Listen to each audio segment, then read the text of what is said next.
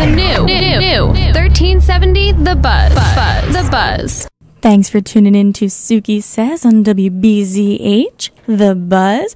I have on the line a talented, charming, twisty bendy guy. You might know him as Abe Sapien, the Silver Surfer, and Pan, Doug Jones. I actually knew him personally, not personally, but when I was growing up, I knew him from Hocus Pocus first, and then I continued to be thoroughly impressed by him as an artist since. So, hello, Doug. How are you? Well, I'm so good. That was the most lovely introduction ever. Thank you so much for that. Oh, man. If people find the live camera into the studio, they're going to see me blushing like a crazy person. Aw, aren't you precious? Now, you have a plethora of just stuff and things going on right now. And I looked, and there's almost 10 films in post-production that you were a part of recently. And I hear you just wrapped another movie. I did indeed, So here's my first question. When do you sleep? No, I don't. Well, in fact, the reason my voice is kind of low today is I just woke up minutes ago. That's on the okay. West Coast here, yeah. I just did a convention over the weekend in New Orleans, and so I flew home last night, and I had to sleep in today. But last Tuesday, I wrapped up Neighborhood Watch with Ben Stiller, Vince Vaughn, and Jonah Hill. It's sci-fi meets comedy. Much like Ghostbusters. Oh. So these funny guys they formed a neighborhood crime watch in their suburban area, and but there's no crime, so they get together and they just basically drink and tell fart jokes, and it's naughty boy humor, this whole movie. Then I will love it. And of course, won't we all? And then, of course, there's an alien invasion that happens in their neighborhood, and that's where I come in. Of course. In a huge alien costume, and I'm like the leader of the bad guy alien team. So and these guys are ill-equipped to fight us off. So that's where the funny comes, and that will be hitting your local theater this coming summer. A big blockbuster from 20th Century Fox, July 27th. I don't think anyone is well-equipped enough to fight you off, Doug. Well, especially not the Neighborhood Watch boys, I'll tell you that. Well, that sounds just fascinating, and you just are amazing in these roles with the prostheses and the crazy makeup and the CG, and I just can't even. You must just love it. You must. Well, I do. I love it and I hate it all at the same time, because you can imagine being in a makeup chair for 5 hours at a time, and then you film for 2 hours, and then it takes 5 hours to take off. Well, not even though you film for 12 hours, and then it takes 2 hours to take it off. So those can be some long, arduous days, but it's a labor of love for me, because when I believe in the project, or working with people that I love, and it's a great director and great co-stars, and the character I'm playing is yummy, it all makes it worthwhile, Now, do you ever, I have to ask, because I've done a little bit of theater, and I've had crazy makeup on, and during breaks, we would go and grab something to eat. Right, and just let's do drive-thru at McDonald's, you guys, right? Please tell me you've done that. Please tell me that you were in, that crazy eyeball hand guy thingy from Pan's Labyrinth, which I loved, and didn't need to read the subtitles, which is awesome. Oh, right. It's great being able to, know what they're saying without reading. But did you ever just, go out to get a cup of coffee in that? Oh, gosh, no. Well, first of all, I couldn't see very well, so driving a car is out. All you see is steering wheel. Right, and plus I was filming that in Spain. We made Pan's Labyrinth in Madrid, Spain. Oh. And I had a team of 3 makeup artists that put me together and took me apart at night, and I could do very little for myself. And I think all day, working on a movie set like that, when you've got a lot of crew members and a lot of visitors on set, coming up and asking questions like, is it hot in there? Can you see? Oh, gosh, it must be. What's it like? And, the last thing you want to do is go out in public and answer more questions. You know what I mean? So no, the one time recently I was doing a proof of concept shoot for a hopeful movie that'll be coming up soon, where I played sort of a zombie character, and I was in this zombie-ish makeup, and it was kind of on my skin, so it wasn't like a prosthetic glued-on thing. So it's something I could shower off when I got home. Okay. So at the end of the day, I said, guys, I'm just going to go ahead and drive home. Don't worry about me. I'll take care of this myself. Got in the car, started driving. At a stoplight, a police car next to me flashed a light on me. Right, this big spotlight hits me, and I was like, "What? What am I doing wrong?" I'm looking at him like, "What?" And then I caught myself in the rearview mirror, like, "Oh, I'm a zombie. Of course they're going to want to see why a zombie's driving a car at 11 o'clock at night. Right. I just snorted. I'm sorry. Well, I've done worse over here. I can't talk about it. You know what I'm saying? I know what you're saying, dog. Okay. I really wish. Oh gosh, I want to know what the person is thinking in their head. Like, does that driver need help? Do I need to escort them to the Right. hospital? Do we need to call 911? You're right. No, I'm fine. No, I'm fine.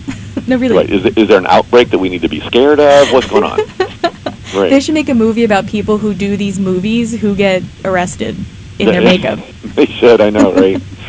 Yeah, but I have one of the many things on IMDb that is an upcoming project for me is finished now. I just played at Sundance. That movie is John Dies at the End. Yes. It had like 4 packed, sold-out screenings at Sundance. John Dies at the End is based on a novel by the same name, and I play this yummy, delicious character named Roger North. Oh gosh. And I'm a human-ish person. And I say human-ish because I do come from another dimension. So I'm a tall, pasty white guy with dark circles under my eyes, and so they basically look like me. You know. Oh.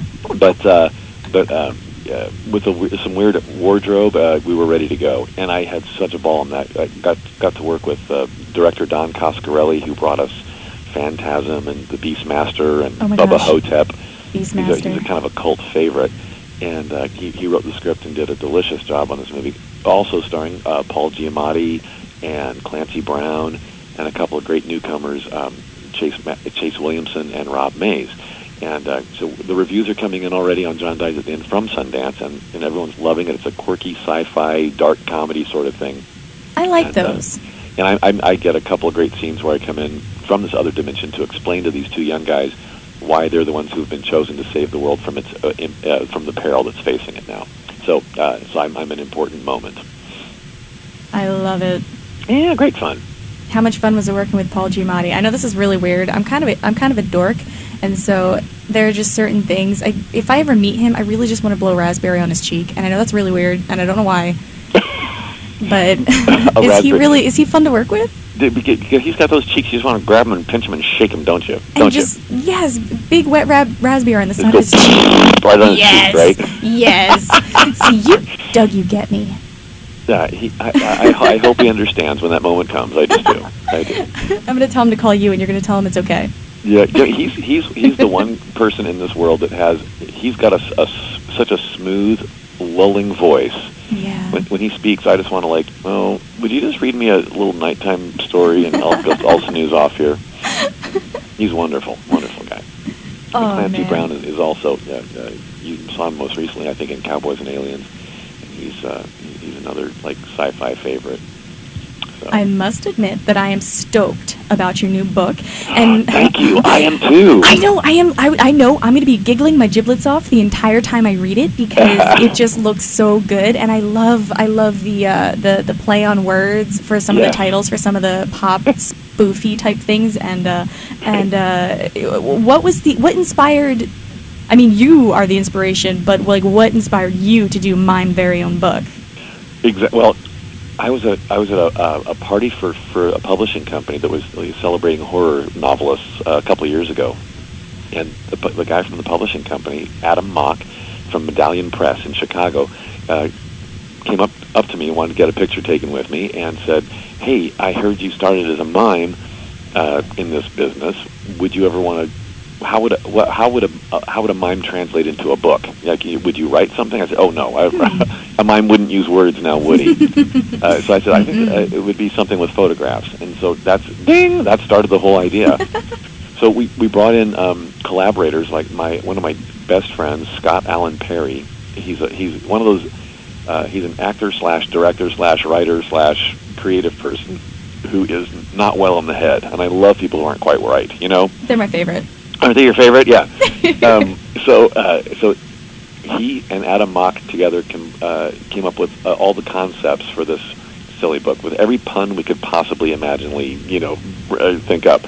So if it involves mime, you'll see and it's all photographs though. So we brought in photographer Eric Curtis, who is a brilliant guy. He does things with light that I never thought possible on film, and he all of us collaborated together to make, tossing out ideas like, oh, what about Once Upon a Mime, or Mime Over Matter, or A Mime is a Terrible Thing to Waste, or What's Mime is Yours, or Mime After Mime. So you can imagine, with four idiots tossing out ideas, this book got huge. It turned into 241 pages, and there's even one of my ideas, and there was a flip book. So the middle 40 pages of the book is a little flip book, flip movie that you can the pages, and it's me in the corner doing a little mime routine for you.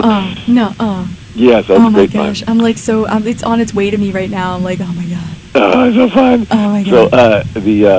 So and we also, it's also kind of like making fun of all pop culture, history, famous people from history, famous posters and artworks.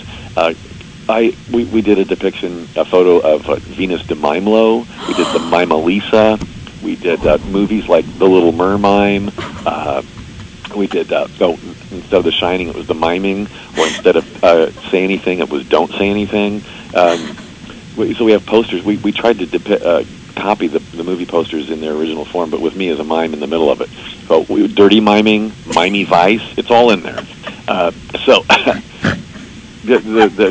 one of my favorite sections of this book is an homage to Michael Jackson, and we titled that section "Mima Say, Mima Sa, Mima Kusa." Come on, now that's funny, right? I can't. I'm speechless by the brilliance.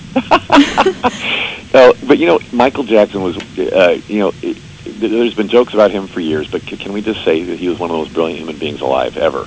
Oh, man. One of the best entertainers ever to grace our planet. I can't not dance when I put him on. Exactly, and neither could he, right? He was only 2 years older than me. So when I was growing up as a kid, here was this child star who was growing up into a tall, lanky fella with such talent and such passion for performing and for his fans. And to see a tall, skinny guy make good like that was inspiring for me, and being very movement-oriented myself and very much a visual performer, that part of him I just appreciated so much. So he was an early inspiration for me that continued on into my adulthood. So now in his absence, it was great to do this homage to him in the middle of our book. We did many, at least several pages of me striking Michael Jackson poses in different outfits and wigs and all sorts of things and I think we nabbed it. I think we got it. It's not even fair that I have to wait for this book in the mail. That's sad, and but that is the best way to get it, though. The world of publishing has changed a little bit. Your local bookstore isn't what it used to be. I know. Now you can get this at your local bookstore, but they might, if they don't have it in stock, they can order it for you. Mime a very own book, that is. Of course, the title's even a pun, right? Yes. Mime a very own book, and but if you go to Amazon.com, that's like the world's best place to shop now, I think. Also BarnesandNoble.com, and you can go into your Barnes and Noble and ask for it there. But if you go to Amazon.com and do a little Mime very own book search in the search bar, it'll come up, and I think they're offering a pretty good discount right now too. It's about 40% off of retail. So ooh, I know. I don't remember what I paid. I was too excited. Did you ever do that? You're like, I just want it. It's fine. Give it to me. Mine. I don't even know what I was going to say next. So one of my listeners actually had a question, and they're going to ask you via me because they were too shy. So, isn't that precious? Oh, he is precious. So his question is, this is a direct quote. You're a pretty bendy guy. Yeah. And I would like to know if there are any special exercises or tips you could give to the rest of the contortionally challenged amongst you. Isn't he precious? Oh. Well, and that's funny. If you look at my resume, under special skills, it does say contortionist. I've never had a contortion act with the Ringling Brothers Circus or anything like that. I've never, when you see those contortionist kids from China that can, bend over backwards and kiss their own ankles or whatever. And drink a glass of water with their pinky toe. You know what I'm saying? I can't drink a glass of water with my hands. I'm clumsy. Right. But I'm more of a forward, I can put my legs, my ankles behind my head from a forward motion. I've been able to do that ever since I was a kid, and that's my one trick, though. I'm a one-trick pony. But that skill, if you want to call it that, has been used in several TV commercials, sitcoms over the years, sight gags in movies. So it was, when I was a young upstart actor, that was a great, thing to pull out of my back pocket and say, oh, I can bend up funny, and that would often get me a job. So, but I would say but it has to be naturally, your joints have to naturally let you do that, and your tendons have to be long enough to allow that kind of a stretch. I would say, sure, if you really want to bend up and be contorting, stretching is everything. And just, for me, I found out I could be a contortionist by accident. When I was a kid, I would sit I would perch like a bird on the floor, and watch TV comfortably in that position. My brothers were kind of like, I have 3 older brothers, and they were constant making fun of me, right? So they would look at me and say, what is wrong with you? That can't be comfortable. I'm like, yes, it is. And then I'd say, oh, you want to see more? And I would push the limits so I could gross them out, and I'd put a leg behind my head, and that's how I figured out I could do that. I thought you were going to say they'd twist you into that and be like, ha, ha, ha, and beat you up. Stuff me in a suitcase and ship me off. And that's how you found out. Like, you're in the suitcase going, this ain't so bad. Right, yeah, well. But I thank goodness for them making fun of me. I realized I had this wacky little side job for the rest of my life. Well, that's fantastic. I thank them. I know. Well, yeah, Bobby, Tommy, Richie, all will appreciate your comments, I'm sure. Okay, I've got 2 last questions. The first one, the first of the last 2 is, what do you? Because I have to admit, it took a lot of herbal tea to leave my geek at the door, in knowing that I was going to be able to talk to you tonight. So I want to know what you geek out about. Oh, yeah. I'm going to be one of those typical actors who geeks out over musicians. You know what I mean? I am freakishly a huge fan of Whitney Houston. I'm going to play her for you. In my 20s. Love her. And even through the bad years, with Bobby, I was praying for her that she'd get out of it somehow. And to hear that she, was all cleaned up and going through rehab, and when I saw that Oprah interview in recent years, I was just so happy that she was back. Aww. So if I ever met her in person, I would be a slobbering fool. I would be. No words, just drool. Right, and my wife, Mrs. Laurie, she knows that if Whitney Houston ever shows up at the front door, all bets are off. Okay? Yep. So, and the other musician I'm nuts about, I love gospel music as well. And my favorite gospel singer that I became aware of in 1991 was Michael English. And through the wonders of modern technology and social media, Michael English and I met each other on Twitter, of all places. And I love the Twitter. If any of your listeners do Twitter, I'm at actor Doug Jones.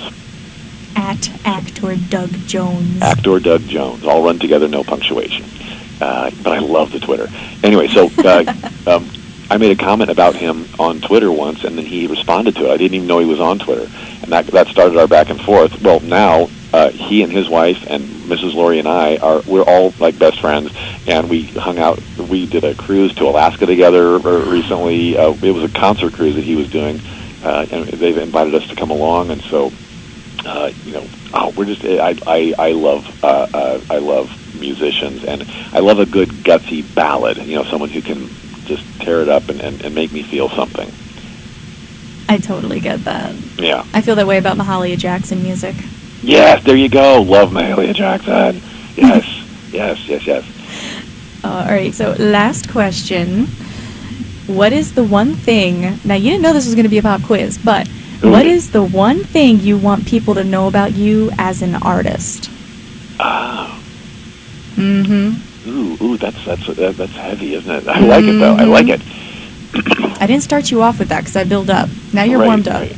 The one thing I want people to know about me as an artist. Well, even though I'll show up in fluff occasionally, there are jobs that I do for the art, and there are other jobs I do for the money, right? Oh, yeah. Oh, I get it. Sometimes you just plain need a paycheck. But about me, what matters to me most is the content of what I'm doing. In that art form, in movies and TV shows, I care about the content, the story that we're telling, and will it improve someone's life by watching it? Will it move people? Will it inspire people? Will it educate people, inform people? What is it we're getting across here? And that's why oftentimes I'll need to turn down jobs that are just for scare tactic only, that spray blood on the wall and want me to be some kind of a heartless monster with no redemption at all. I need a story to have some redemptive quality before I really want to passionately get involved with it. I didn't think it was possible to love you more. Oh, thank you, sweet pea. Well, when you do stories like Pan's Labyrinth and you see the after effect, even though it had some gruesome moments in it, but overall it was a very inspiring story about a young girl who was kind of fighting authority when the authority was wrong, and fighting the real demons and the real monsters in her life. And this fantasy world that I was involved with was kind of a depiction of what she was going through in her real life up on Earth. And so that was. I have had more young people come up to me and tell me that the inspiration that movie was for them, and I've had a couple people talk about, they were cutters that were self-abusing or considering suicide or what's life worth anymore, and that was one of the movies that one of the moments in their life that kind of turned them around to say maybe life was worth living again. And so when I meet them in person and they want to hug on me, it's like that's when you realize that we do have a responsibility in show business, and we do have a voice that can actually help people in the long run if we use it properly. I totally agree. Everything you do for the public eye matters. It really does, yeah. Okay, thank you so much for talking to me. I'm going to play. Thank you so much for wanting to talk to me. It boggles my mind that anybody even knows who I am, let alone wants to talk to me. What? Come on. Okay, I'm going to play Whitney Houston's You Were Loved for you, okay? The song I want played at my funeral one day. Yes, thank you so much. You take care, you beautiful man. You too, you beautiful thing. And hopefully we'll talk again soon. Oh gosh, hope so. Okay. Goodbye. Bye-bye. That was oh my gosh. That was Doug Jones. Okay, this is Whitney Houston, You Were Loved. This is going out to Doug. We all want to make a place in this world. We all want our voices to be heard.